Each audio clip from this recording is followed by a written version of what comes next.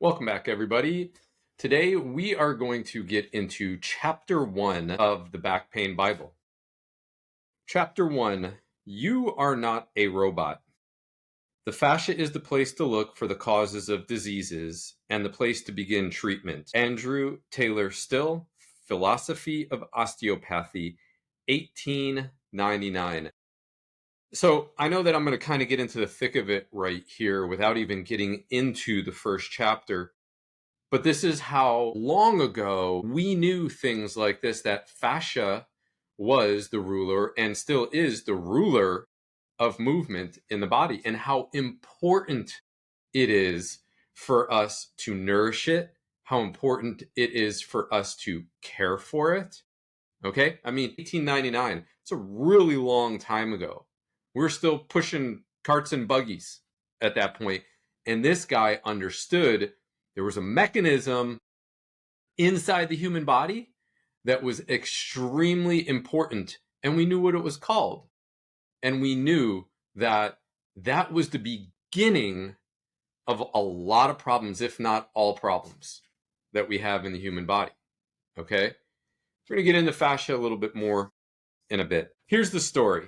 Manny is not your average real estate agent. In his early days, he served in the army with distinction and had become accustomed to the grind and physicalness that the military ingrains in all of its participants. Now in his early 50s, you can still find him kayaking with his family, climbing the random tree just for fun, and playing basketball with his children and their friends. He notices that the longer the drive when hunting for a great home, the longer it takes him to loosen up when he gets out of his car. He chalks it up to old age and goes back to focusing on his business. Soon after that, Manny notices that not only is his back tight after his long rides, but he is also getting a pain shooting from the left side of his back down into his leg. This really has his attention now, as the pain seems to worsen week to week.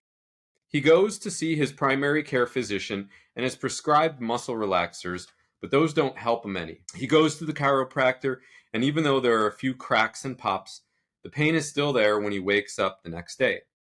After talking with a friend one day, he hears about me and calls to make an appointment. Our very first session together, I give him a range of motion test and find his left gluteus maximus to be much tighter than his right. I ask him if he can remember any injury he had that would cause such an imbalance between the two sides of his body, and he paused to think about it. I suddenly saw his eyes light up. About 4 years ago, he was playing with his children by the pool and slipped on the deck. As he landed on his right butt cheek pretty hard, he also extended his right arm to break his fall. Thinking he was still a young buck in the army, he laughed it off and went about playing with his children. He remembered that his right hip was sore for about 2 weeks after the fall. This type of case happens more often than you would think. The trauma caused to the muscle and its fascia from the fall was never attended to. Manny's brain then unconsciously started to favor his right leg and overcompensate with his left, which caused the muscles surrounding that hip to tighten and compress nerves, sending the pain down his leg. This specific type of pain is called referred pain and is what keeps practitioners chasing their tails with tough cases they cannot figure out how to heal. The practitioner is treating the symptoms rather than the problem, and the reason this doesn't work is because we are not robots. The fascial network. Allow me to confuse you for 1 second. Human beings are machines, but we are not robots. When I see someone walking in for his or her first appointment, I see a machine, not a human. I see levers, I see angles. I look to see where their feet are facing and whether or not their hips are level. You don't have to be a mechanic to know something is wrong with your engine if a pungent black smoke is pouring out of it, right? When we do take our car to the mechanic, all he does is swap out parts. He says, "This is broken, so I gave your car a new one." The human body, however, does not work this way in most cases. In most cases, if your back is broken, you have a butt problem. Your butt problem will also cause a hamstring problem, which does not allow your calf or foot to function correctly. What we need to understand first and foremost about pain in our body is that it is a lagging indicator of a problem we have had for quite some time now. In most cases, I find these injuries occurred 10 to 15 years prior to the pain beginning. Okay, so people come in and see me and they say, Chris, CK, bro, this started in October of 2024. And right now it's June of 2025. I've been in pain, holy cow, 6, 7 months. And it's very difficult for me to communicate to that person immediately. They get it over time. Okay, they get it. But in that instant, it's really difficult for me to look at them and say, this started 10 years ago, maybe 15 years ago, depending on how old the person is, right? And they just can't wrap their head around it. No, pain is instant. Pain is not instant. We might have, like Manny, fallen on our glute, and that glute hurts, and we just laugh, or we get a Charlie horse, ha ha ha. Oh man, that was a rough tackle. Yeah, whatever. Well, we need to go then and roll on that tissue to get it to relax and loosen up, because the body stores that trauma in that leg. And what ends up happening, it pulls on a hip, it pulls on a knee. We get hip or knee pain, and then it goes on through the body. Okay? So this is one of those things that we really need to understand. Pain didn't start merely when you felt it. Okay? It started a long time prior to that. Most of us think pain is just the beginning, when it is, in fact, the middle of our journey. If your engine seizes up, it didn't just run out of oil that second. It's safe to say the oil was low for a week, maybe 2. Pain takes time to develop in our body, and some muscles are more resilient to pain than others. Pain travels in the human body because our muscular system is a web. If you pull on a spider web, the rest of the web distorts in the direction of that pull until something finally breaks. I care deeply for everyone I help, and you are no different. There is a huge mental component to pain, and that is why I educate everyone in the same manner. The more we understand, the more we can feel. Feel where our hot spots are, feel where we are tight, and most importantly, feel what we need to do to become better. So that's a pretty big ending to that small section right there. A lot of people that come in to see me, I'm telling you, they don't know where their foot or their arm or their butt cheek is. Okay, I'll be pressing on something. I'll say, do you feel the knot here? Do you feel the problem? How the tissue's different? No, what are you talking about? What do you mean? We get disassociated from our body so easily because we're distracted by so many other things. And we're taught that muscular pain, you go to see the doctor for that. You get pain pills, you just get shots, and then you just get surgery. And this is the way that it is. This is not the way that it is. It's not the way that it has to be. Okay? You are your own best therapist. And that's what these books that I created are meant to convey. And I'm not saying that we don't need doctors for anything. They help and heal people every single day. Okay? But what they do is they help with really extreme cases of something other than just physical pain. Like you might be dizzy, or I don't know, diarrhea for 4 days. You can't go and get a foam roller and your diarrhea is going to go away, right? You guys understand what I'm saying. But this is one of the things that society has led us to believe, that you need to entrust your pain with somebody else. I'm here to tell you, you can coddle it like that inner child you abandoned so many years ago. Okay? You can figure it out yourself with my help in these books, and you can get rid of it for good. You can become your own best diagnostic healer. Okay? I truly believe that. Your body is a closed loop. I would like you to do an exercise for me right now. Sit comfortably in a chair, feet on the floor, and head held up high. Take 3 deep breaths, and with every inhalation, feel where you are tight. Are the aspects of your body responsible for expanding and contracting doing their job? The only master, no, it has two, three actually, which we would get into a lot more if you were to choose to work with me. Okay. Fascia has three masters. Okay. The breath is one of them, gravity is the second. And I'm not going to release the third right now because it's way too deep for me to go into. So you can sit there, take a nice deep breath, and you can feel restriction. Okay. Welcome to your body. Nice to meet you. Okay. Are the aspects of your body responsible for expanding and contracting doing their job? Question mark. Is there restriction in the belly, stress in the shoulders, tightness in the back? It's more than likely you felt one of those three. This is because a web-like structure called fascia surrounds our muscle tissue. In 2001, Thomas Myers wrote a book called Anatomy Trains, describing how the body is connected from head to toe and core to cuff. In it, he states, the fascial web so permeates the body as to be part of the immediate environment of every cell. Yes, ladies and gentlemen, even the backs of our eyes contain fascia, which could be pulling on the back of your neck. This is called a myodural bridge. So when people talk about eyes in the back of my head, okay, you literally see through the optic nerve connection from fascia into the brainstem. Okay? Nobody's teaching that stuff. So when we are like this, okay, on a pad, on a phone all day, what ends up happening? That tissue back here gets really tight.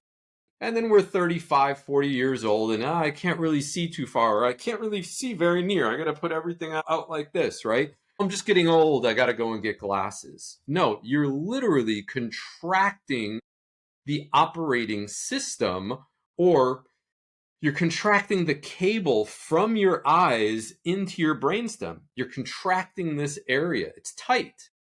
And what you're doing is you're aging yourself faster as a result. You're aging your eyes faster as a result. I'm 47. I don't need glasses. Why?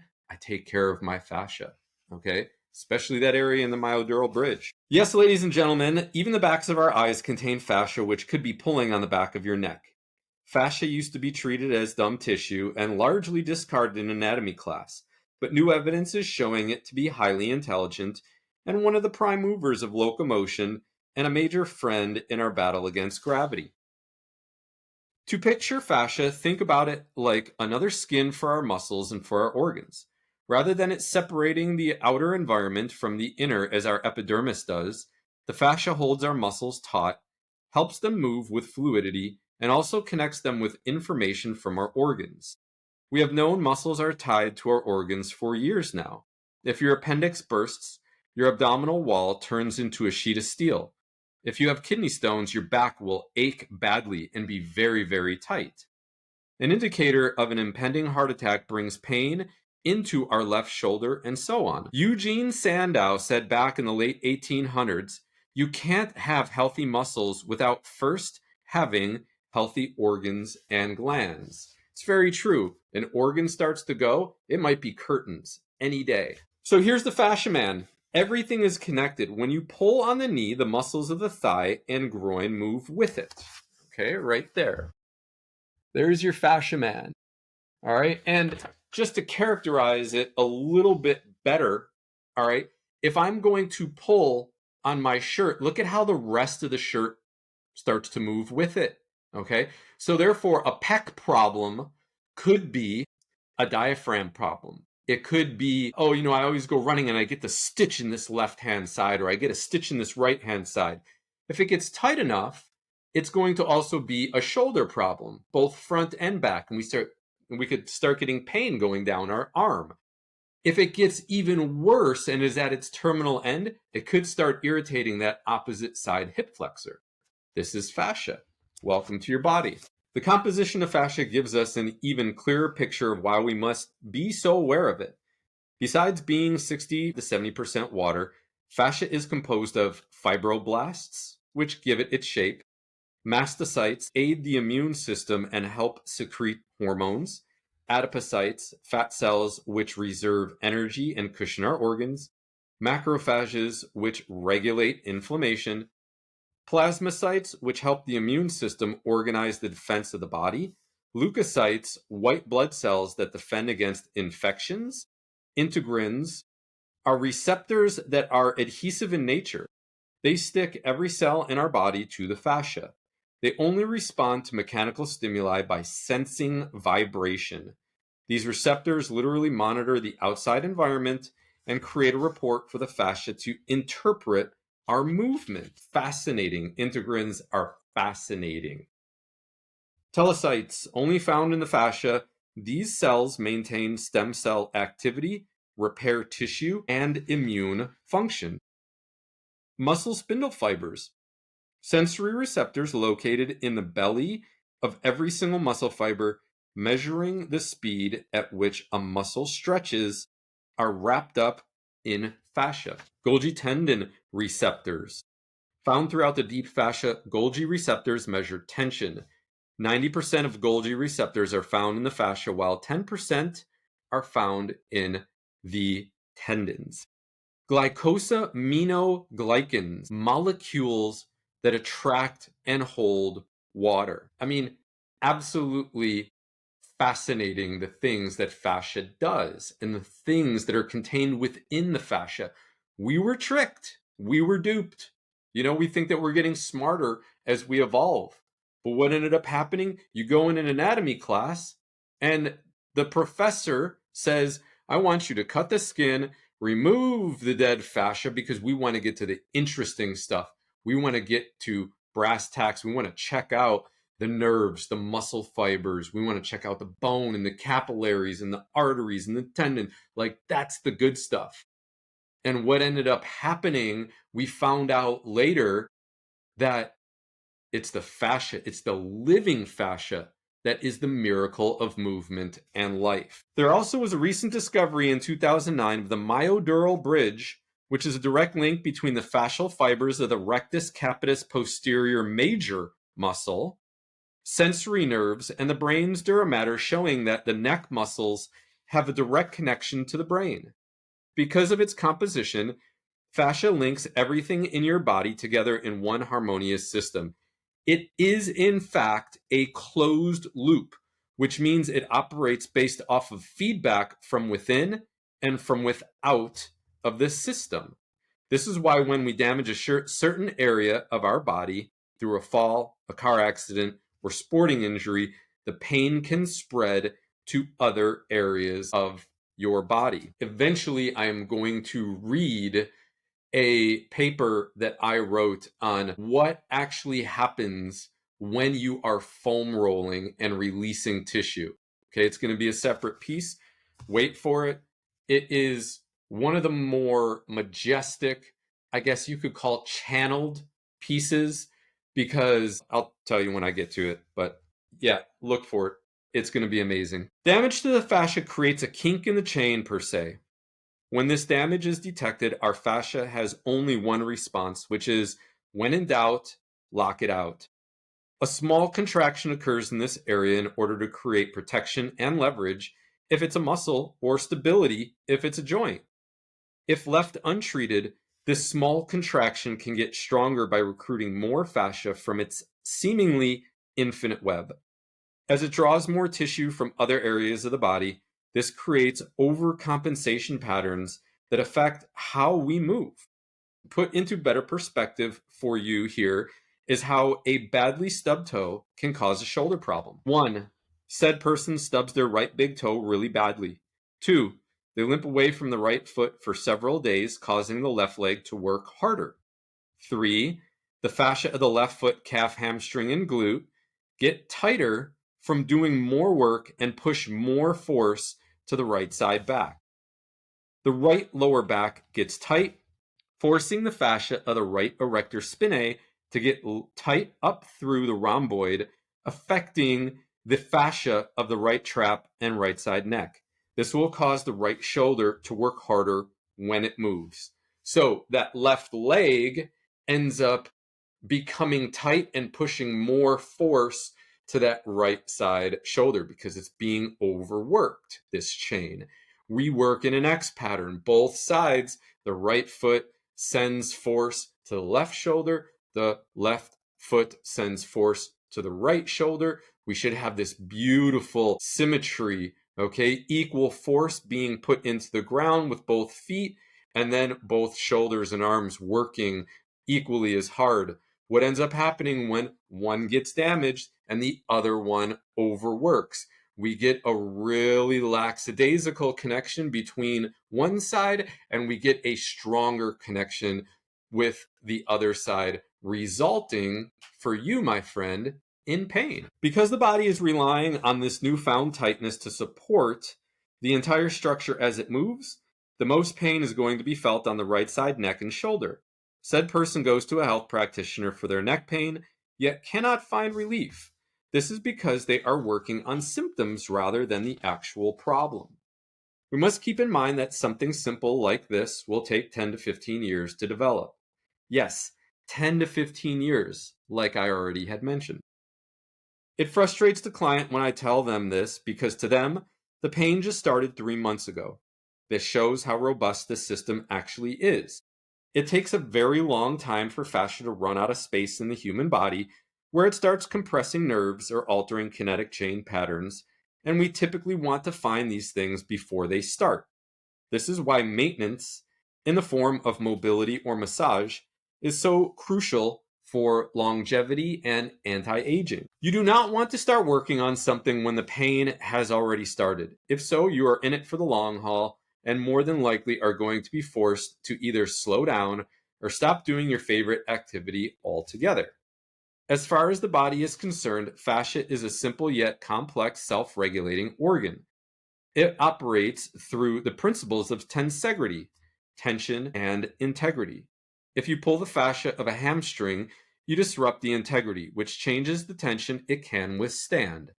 If you create damage in an area of the fascia and it contracts, you create excessive tension, which now ruins the integrity of its normal operation. This alters the way the body normally functions, creates more compression in our joints, which wears them out much faster than intended.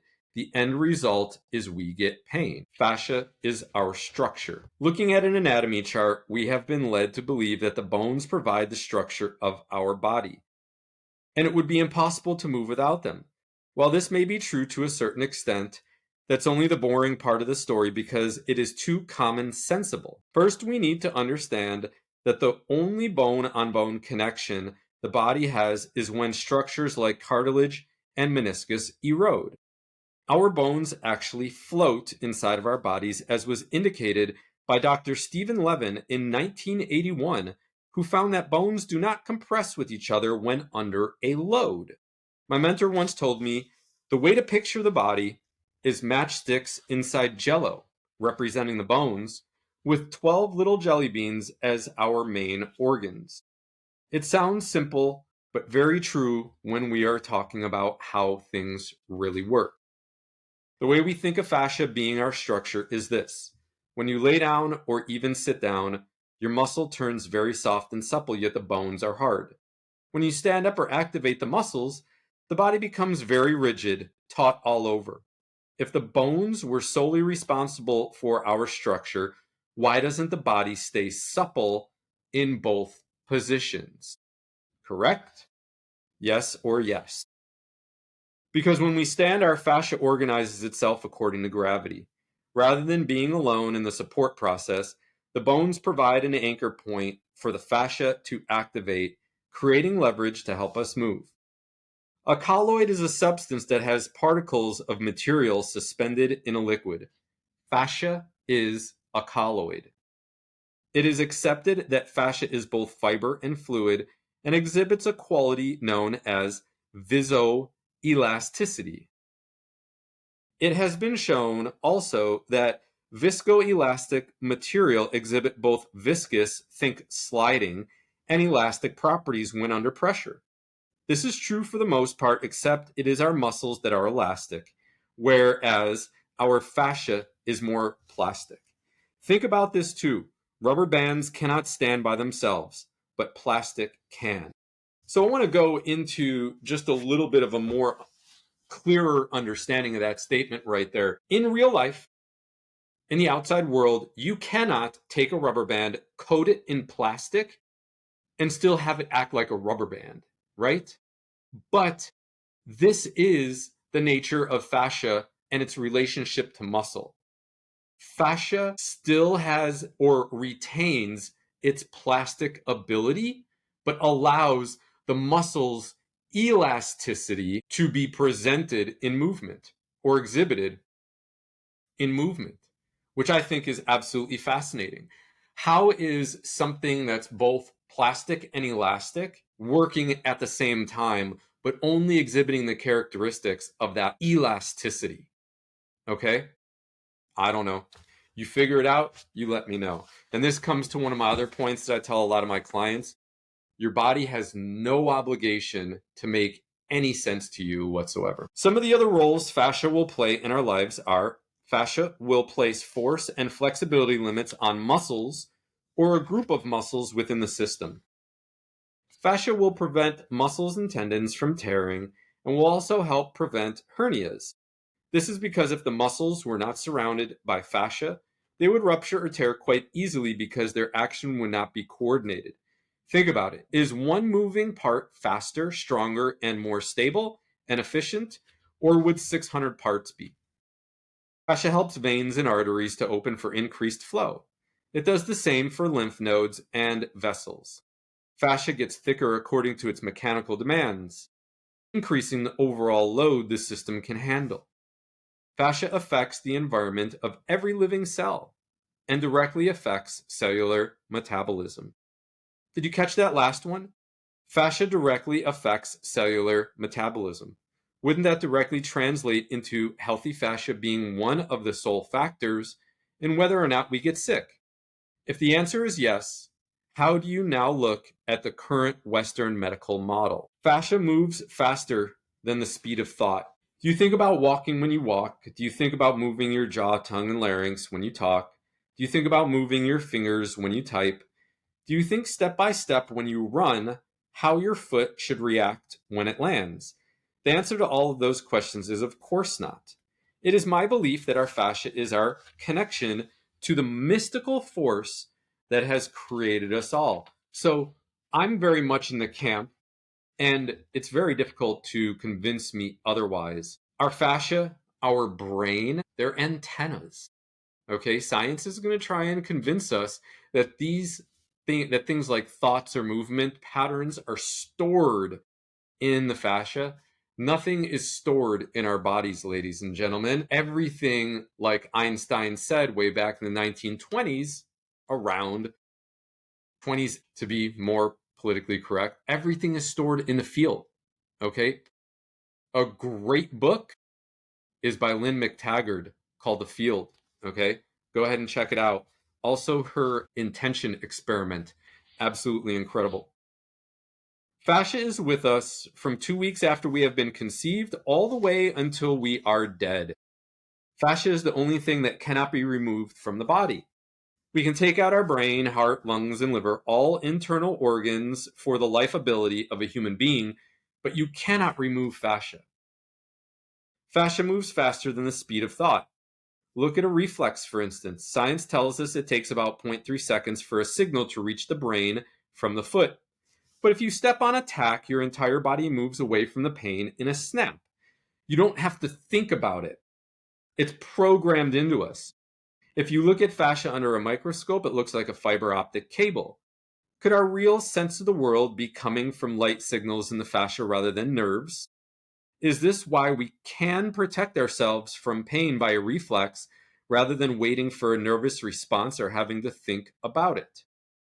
Fascia is our DNA. It has been shown that the language of DNA is scalar waves or scalar energy. The subject of scalar waves tie intimately into the quantum mechanics and quantum field theory. They are known to be the non-physical informational aspect of all living matter, have been shown to travel faster than the speed of light, read thought, and provide more energy to the receiver than they actually transmit, breaking the first and second laws of thermodynamics. Think this is getting too sci-fi? Consider this The first scalar wave was discovered by Scottish scientist James Clerk Maxwell in the mid-1800s. His first equations describing electric and magnetic fields also accounted for a scalar component.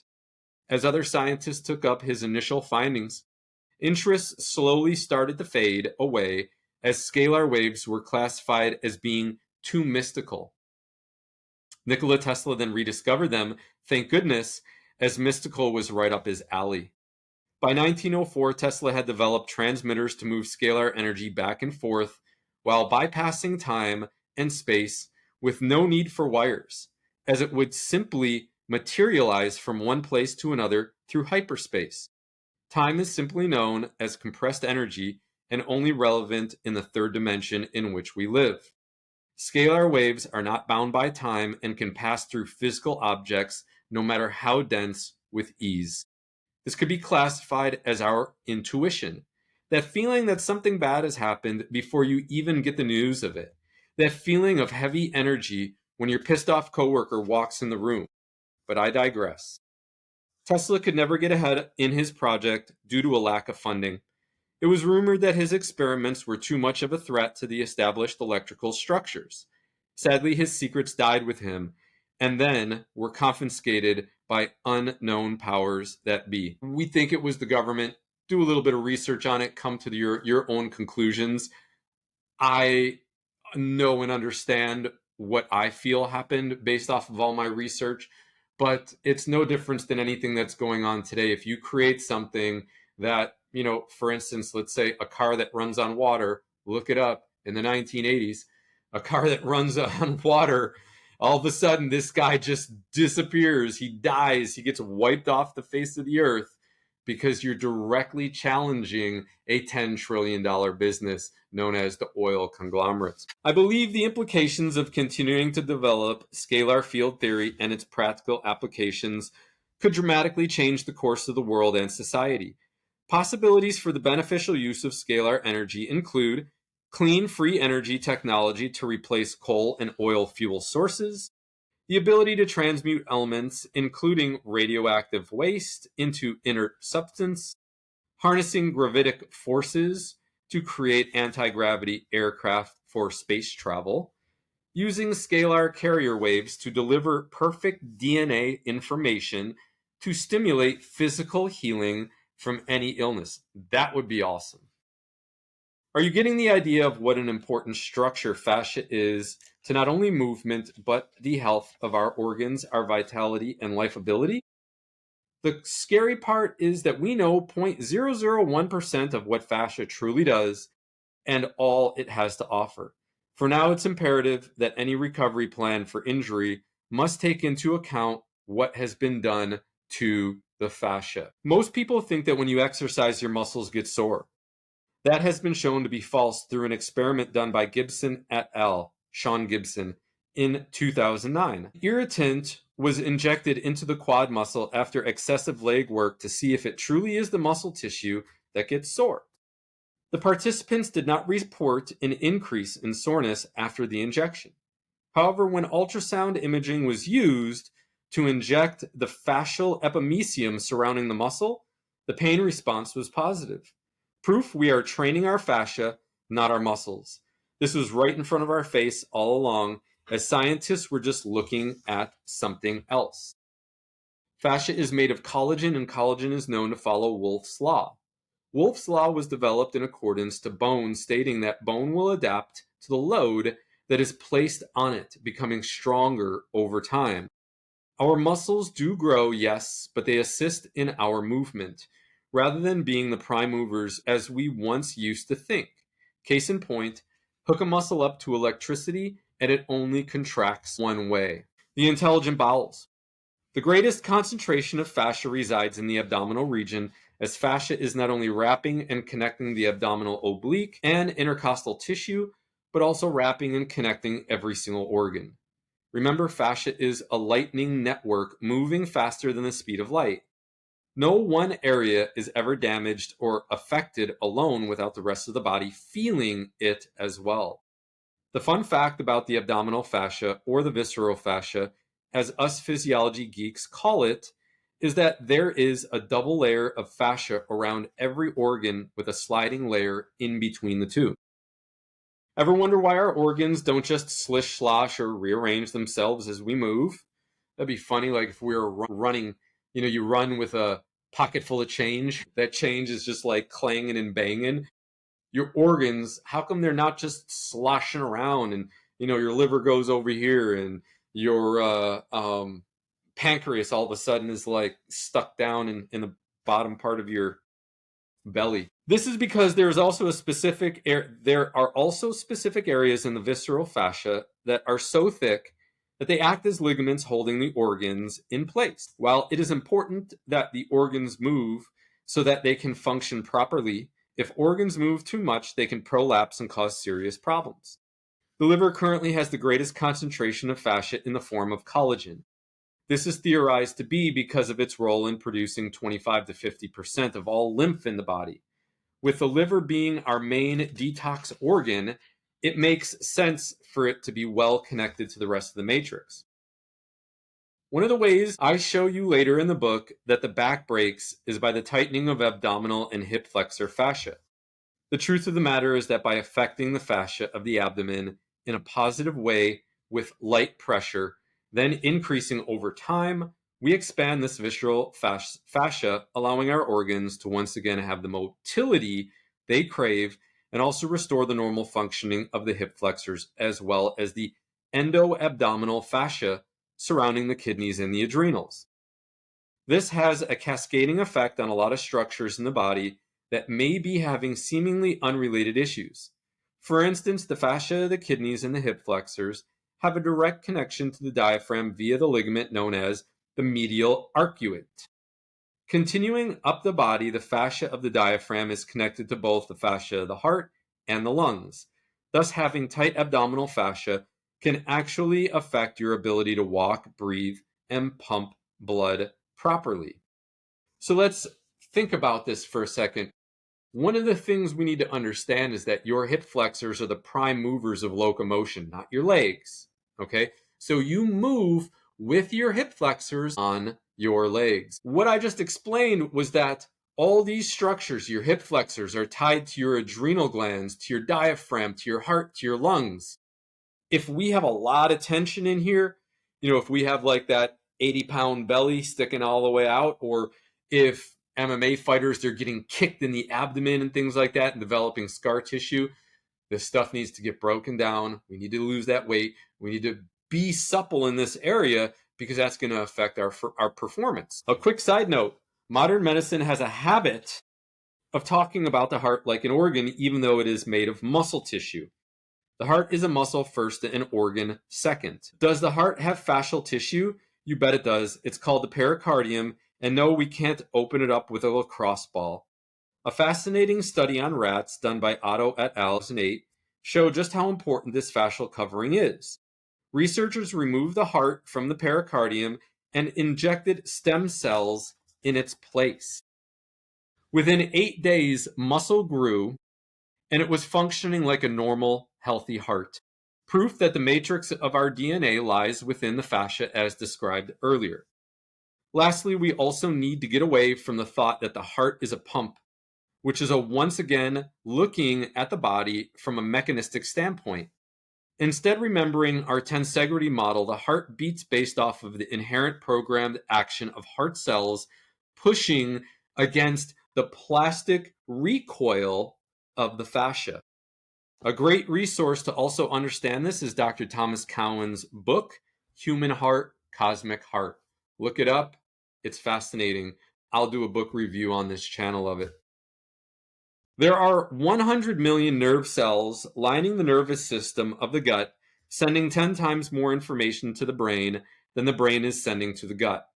The Chinese call it Shen Shui, which loosely translated means mind place. The more scientists study the gut, they are coming to the conclusion that it is just not a simple tube to push things through. My contention is that the gut interprets our environment in a way the brain cannot. When we are moved by a feeling, that is the gut. And when we are moved by a thought, that is the brain. How much of each is influencing us on a daily basis is left to be discovered. The point is that our Creator has given us multiple ways to interpret our world, yet we seem to focus only on one. And that's what I like to refer to as the smartass, or your brain. Conditions of the fascia. Fascia and its accompanying muscle tissue, when healthy, are supposed to be soft and supple, almost like a gel pad. As fascia incurs damage from gravity, excessive movement, or outside trauma such as car accidents, falls, or the violent nature of certain sports, it hardens, turning into armor as it is thrust into protection mode. It can do this in several specific manners, none of which work well for the overall functioning of the body. Number 1, adhesions. This will feel like hard lumps and often originate on bone, as fascia is looking for an anchor point to lock down the range of motion for a specific area, joint, or appendage. When this occurs, the collagen inside of the tubules gets thicker and mechanically disrupt the natural flow of movement and information over time, causing you pain. When putting pressure on an adhesion with any of the mobility tools, the pain may just remain there, or it may travel in a small radius outside of where you are pressing. Your objective is to continuously massage the area until the fascia remodels and the adhesion is no longer present. So, if you have an adhesion in your left side chest, that pain is going to be felt right there, okay? Right where that adhesion is. Number 2, trigger points. These guys can do some damage.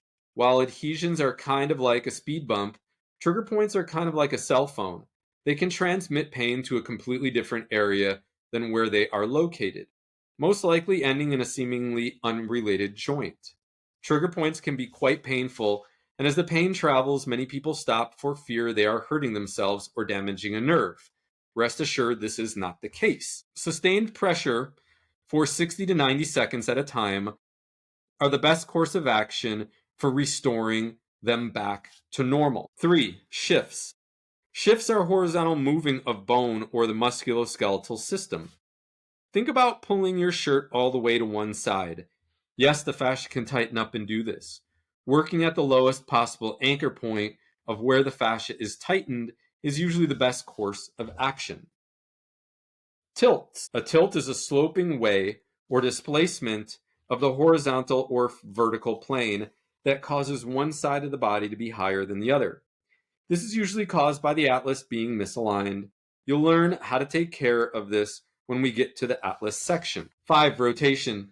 Caused by a displacement between the transverse and horizontal plane, a rotation can cause uber amounts of back pain as opposite hip flexor and glute exhibit dominant amounts of force, causing the pelvis to rotate or twist as you are flexing and extending the hip. This is caused by a dominant side of the X pattern, which you will learn about soon. Most of the latter issues, like the tilt or shift, take years to develop. As I have stated before, when people with pain come to see me, they most often show up giving me a very specific date when their pain began. What nobody is ever addressing is the fact that the half-life of collagen, which fascia is made up of, is 6 months. So at best, we usually have pain developing in the background for at least a year before it is actually registered by us. Problems like atlas issues, as you will read about soon, take an astounding 10 to 15 years to develop. By that time, there is so much pain in the body that people are slapped with a fibromyalgia tag, or POTS, which in the grand scheme of things gives them almost no hope of getting better. When we look at issues with the head like vertigo, TMJ, or motion sickness, I find they are all an issue of stolen fascia. With vertigo, the fascia of the neck and sternum gets stolen moving down into the sides. With motion sickness, the fascia of the neck gets stolen by the shoulder, and with TMJ, the fascia of the jaw gets stolen by the neck and chest. This displacement causes muscular and then structural dysfunction, causing pain, compromised motor control, loss or lack of coordination, reduced flexibility, bad posture leading to compensation patterns, dull aches that seem to never go away, even a lack or reduced feeling of hot and cold. Conclusion. I hope you enjoyed the information and it brought you one step closer to understanding what is true in the human body when it comes to soft tissue maintenance. Always remember that fascia is not just an issue, but a system, and not just a system, but an organ. This organ moves water, and the day water stops moving in the body is the day we die. We directly influence it every day by how we think, walk, sit, exercise, with food we eat, and how much sleep we get. Focus on being cognizant of those areas, and I can guarantee you will start to feel better sooner than later. The problem versus the symptom. Most, if not all, of westernized medicine focuses on treating symptoms rather than finding and curing the actual problem. Heart disease is treated with pills and open heart surgery rather than adjusting the diet. Joint pain is corrected with shots rather than correcting the way that person is moving. In 2007, 30.3 billion with a B was spent on low back pain. I also indicate that low back surgeries fail over 70% of the time. Today, that number has grown to over $50 billion a year, not to mention the $300 billion that is being spent on pharmaceuticals. When it comes to healing the low back, there are several factors we need to be aware of, as we are not just physical beings. Humans are mental, emotional, and spiritual beings, and all of these can factor into back pain. Understanding this, here are some psychophysiological aspects we need to improve in our life to eradicate and keep back pain away. Hydration. Stop drinking plastic water. Yes, I'm shouting at you. Get a reverse osmosis, Kagan, or structured water filter, and always drink from a glass, not a plastic cup. Ditch the 24 packs of water from Costco for $3. The quality of the water matters, and there are no testing requirements for bottled water. Being dehydrated will cause your vertebral discs to lose water and compress nerves. Rehydration usually takes about 90 days. I'm going to ditch the reverse osmosis, okay? I've never used it, and what ends up happening is you take all of the trace minerals out of the water. When you drink it, the water then reabsorbs the trace minerals in your body and takes them out of your body, actually dehydrating you. So for my family, we use a Kangen water filter, specifically from a Nagic, okay? The reason being is because it's medical grade and has a 25-year warranty. If you would like to know more about that and purchase one for yourself, contact me, rebuildingyou@proton.me, okay? And we'll discuss it and get you on your way. I feel water is the most important element when it goes into our body because most of our body is water, right? Your thoughts. Humans think 80,000 thoughts per day. Research shows over 80% of those are negative. This is psychological weight that tenses us up and compresses the body. It can feel as if real weight is on your shoulders. The best way to eradicate negative thoughts is by starting a meditation practice. Even 10 to 15 minutes a day can cause a drastic reduction in negative thought production. I reveal in my book, The Everspace, how neurons that fire together wire together. The more negative thoughts you have, the more predominantly those neurons want to fire.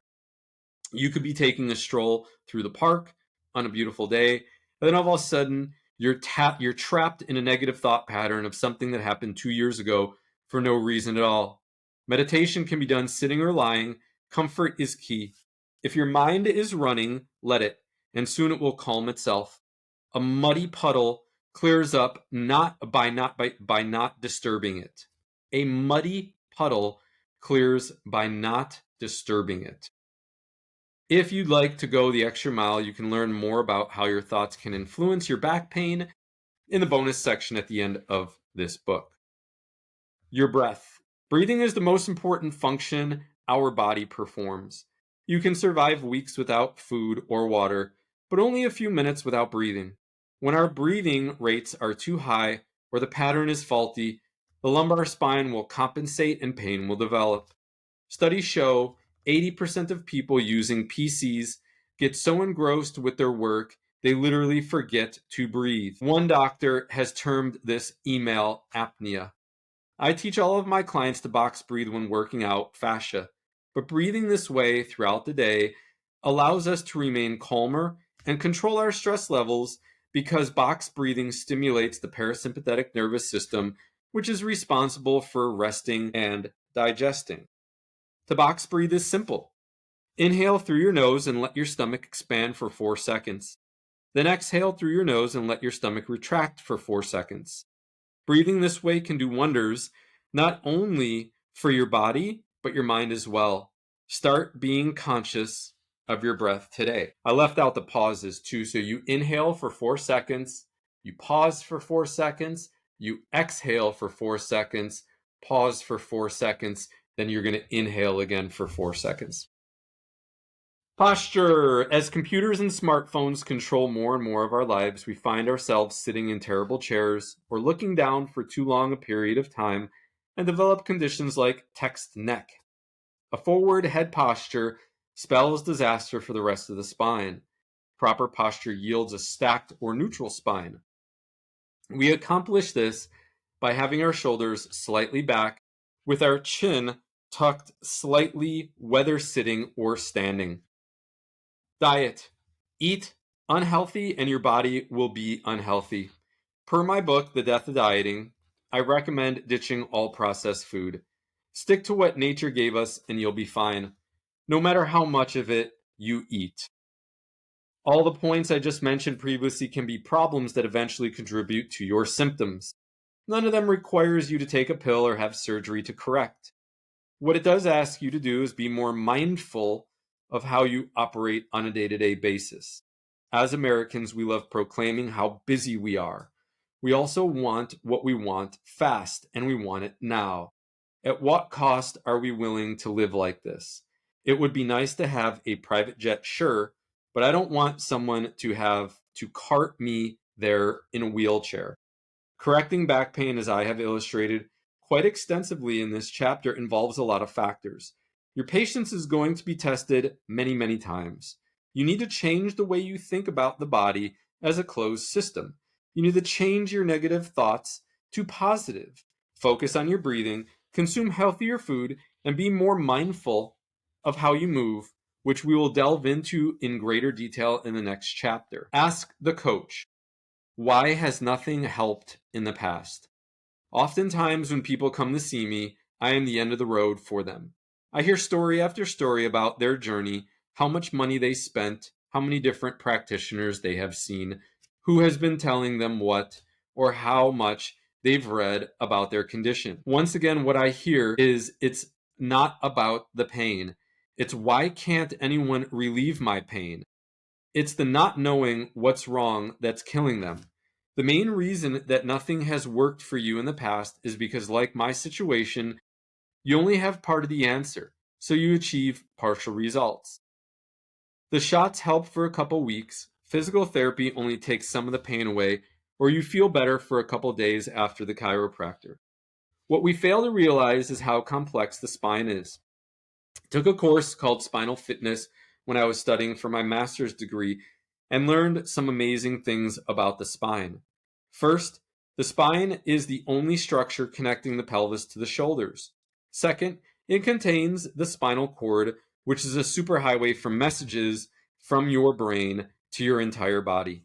Third, it contains 33 bones, 7 cervical, doctors will sometimes refer to seat, which is a nerve root, not a vertebrae, 12 thoracic, which increase in size as according to their number, 5 lumbar, some people can only have 4, while others may have 6, 5 sacral, of which all become fused together after age 26, and 3 to 5 coccygeal, depending on if you're a man or a woman.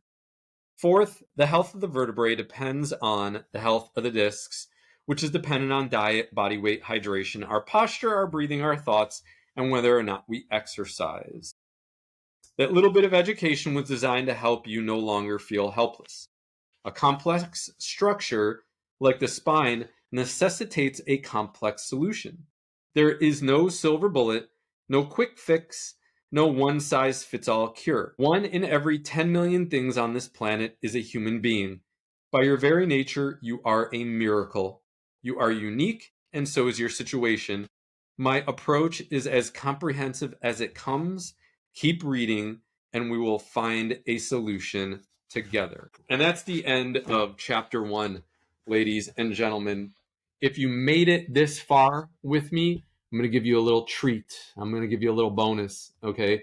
This session, this episode is sponsored by So Right. Okay. So what I want you to do is you are going to go to www.pso-ri, anything on the site that you want to buy, enter the code CK at checkout, my initials CK at checkout, and you'll be given 50% off anything you want to get on that website. My favorites, obviously the OG, the So Right, and my second favorite is the So Back. Both of those, I use them, gosh, probably 3-4 times every week.